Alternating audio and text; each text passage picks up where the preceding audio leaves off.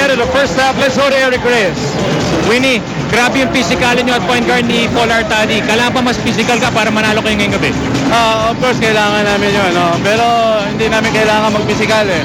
Kasi yun ang chance nila manalo sa amin. So, kailangan sa focus na kami sa gagawin namin. Mas malalim ba ang bench ninyo kumpara sa Ginebra? Oo naman kasi lahat kami healthy, walang injury. So, sana makabalik kami sa third quarter. Salamat, Winnie.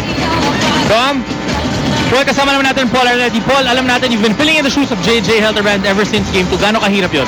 Sobrang hirap.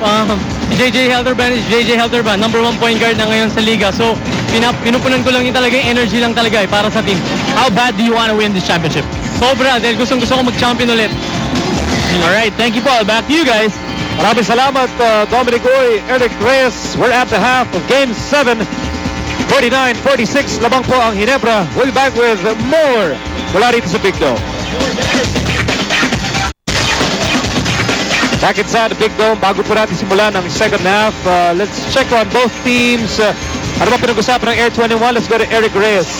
Well, Miko, para sa Air21, they really have to control rebounds. Ang dami nakuha ang rebound ni Meng, ni Crisano, all the big guys.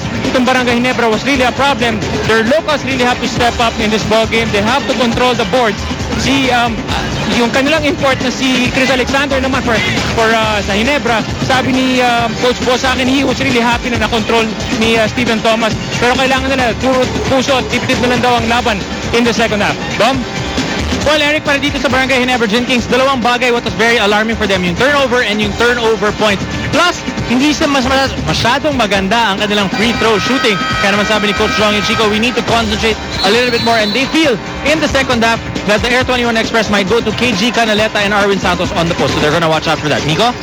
So muli po si Eric Reyes nakabantay sa kampo ng Air21, Dominic Uy nakabantay sa kampo ng Ginebra, Richard Del Rosario binabantayan si Diana at Ariana, ang magagandang hosts ng OGADS. And you can catch that show after this ball game. Speaking of maganda, just a nice setup play coming out of the quarter break, of the halftime break. Quick 2 points para sa Barangay Ginebra. Air21 begins the second half with Arwin Santos along with Gary David, Stephen Thomas, Winnie Arboleda, and Ronadel De Ocampo. Arwin Santos now with 15 points. And that's exactly what Coach Brgy Ginebra said. They're going to go to Arwin Santos. That wasn't in the deep post. That was in the high post. Meantime, Ginebra begins the third period with Ronald Rubin, Eric Mink, Paul Artadi, Chris Alexander, and Junti Valenzuela. Rubin now with 14 points. At Nico, ito nagiging problema ng Air21. Ang mga shoot ng Barangay Ginebra, ang daming mga layup at ang daming mga tusok na tira. The rush was blocked from behind by Chris Alexander. 5-point lead para sa Ginebra. Here's Artadi on the right side. Artadi on the move. Artadi all the way.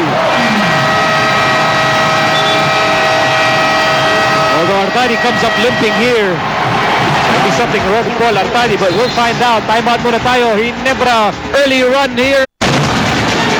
Siyempre dapat shake nyo na ang TV nyo dahil dito na ang TV5. Of course, the entry of TV5 also marks a turning of a leaf here, a new chapter for our network. Siguro alam nyo na by now, no? This also will mark the last coverage day of what was then, as you know, ABC Sports and now TV5 Sports on the PBA. TV5, of course, opting to go in a different direction, but nonetheless, still very proud of what it has accomplished, and it's all close to 5-year relationship with the PBA. As we go back to the game, here's Ronadel De Ocampo on the move. There's a blocking foul spotted by Peter Bala. But very lucky Air21 because their offense was not going anywhere. Winnie Arboleda killed his dribble. Tapos nun, hindi na alam ng Air21 kung anong gagawin nila.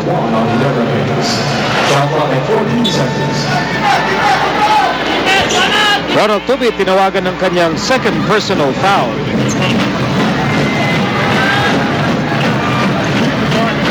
First team foul against Ginebra here in the second half.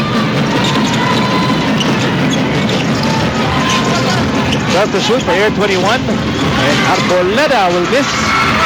Stephen Thomas, one more try, blocked, but there's a whistle blow.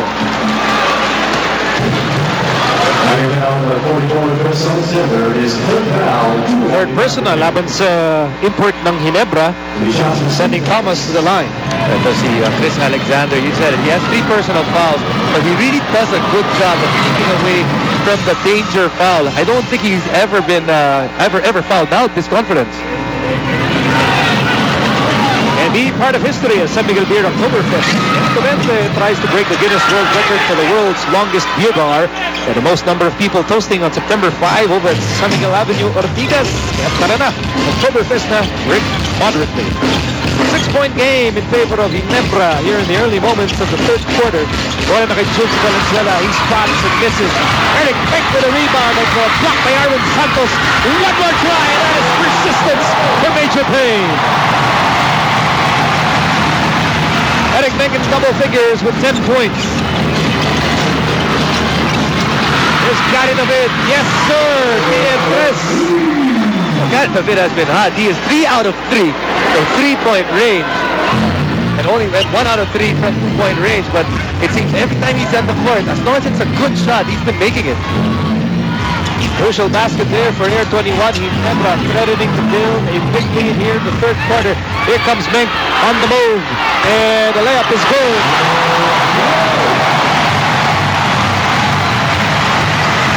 12 points for a revitalized Eric Menk here in the finals. Back to a 7-point Ginebra lead. Nice bounce pass inside, but Arvin Santos misses. But that's sometimes yung naging problema ni Arvin Santos. He releases the ball too early. Especially pag maliit yung bantay niya, he actually has enough time para i-atsinta yung bola na maigi. And Ginebra goes back to Menk, who's the man of the moment, with an open layup.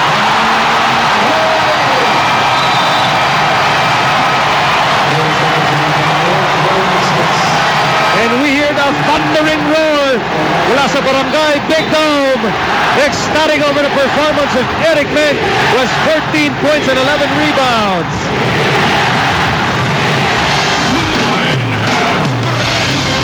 Best player of the conference back in 2004 to the Fiesta Conference, and he was named Finals MVP. And a year after, once again was named Best Player of the Conference in the Philippine Cup, and again Finals MVP. Certainly a tower of strength para sa Ginebra, and became MVP that same year. Eric Menk, his career coming back to life, and he is the man of the moment for Ginebra here in the third quarter. Ilang digit-digit na galaw ni Eric Menk at the post. Really taking advantage of Ranidel De Ocampo. On the other side, no choice for Air21 but to find an answer to Eric Menk. Pinasok na nila si Doug Kramer. The question surrounding the health of course, JJ Helterbrand, foregone conclusion, he's out. Mark Aguiwa, obviously in this game, not playing 100%, and Gary David on court. The question was, who would be that other local that will provide support for Chris Alexander? Eric Menk is answering that question tonight. Definitely, because if you look at Eric Menk, he's the guy that all you have to do is give it to him at the post. The rest of the guys have to create their own shots. And like I said, Game 7, mga finals, napaka-importante ng post presser. Tapos ayan na, charging naman ngayon ng tinawag kay Gary David. Wheels coming off for Air21 in this quarter, Miko. Third personal laban kay Gary David. Coach Pirasol, very cautious here with 8:05 remaining in the third quarter. You don't want Ginebra to pull away. It's a 9-point game with 8 minutes remaining in the third period. Go to Menk again, this time against Doug Kramer. Menk